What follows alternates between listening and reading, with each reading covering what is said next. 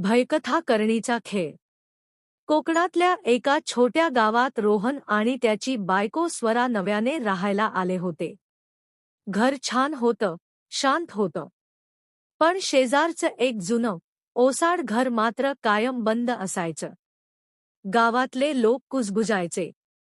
त्या घरात करणीचा खेळ चालायचा. रोहनला अशा गोष्टींवर विश्वास नव्हता. एक रात्री स्वरा अचानक घाबरून उठली.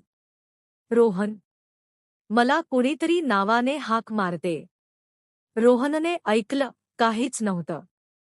तुला भास होतोय, तो म्हणाला. पण त्या रात्रीनंतर स्वराचं वागणं बदलायला लागलं. ती एकटीच स्वतःशी बोलू लागली. कधी हसायची, कधी रडायची. आणि तिचे डोळे जणू कुणीतरी दुसरंच पाहत होतं. एका दिवशी रोहनला त्या ओसाड घरात जायची इच्छा झाली. दरवाजा अर्धवट उघडाच होता.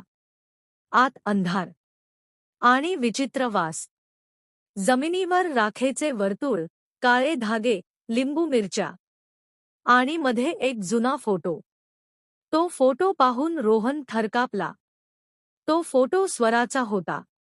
पण तो खूप जुना दिसत होता. त्याच्या मागे लिहिलं होतं, ती पुन्हा परत येईल. घरी परतल्यावर स्वरा शांत बसली होती. ती हळूहळू म्हणाली, तू तिथे गेला होतास ना? रोहन घाबरला. तुला कसं कळलं? स्वराने हळूच मान वर केली. ते तिचे डोळे नव्हते. करणीचा खेळ सुरू झाला आहे, ती खर्जात हसली. त्या रात्री रोहनला झोप लागत नव्हती. अचानक त्याला घराबाहेरून मंत्रोच्चार ऐकू आले. तो बाहेर गेला आणि त्याने पाहिलं. स्वरा त्या ओसाड घरासमोर उभी होती आणि तिच्या आजूबाजूला काळी सावली फिरत होती.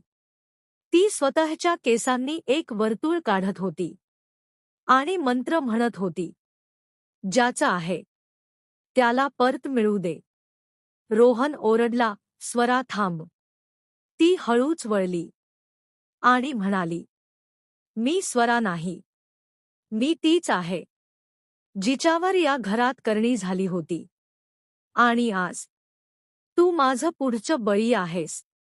क्षणात काळ्या सावल्या रोहनभोवती गुंडाळल्या. त्याचा आवाज थांबला आणि सर्व काही शांत झालं.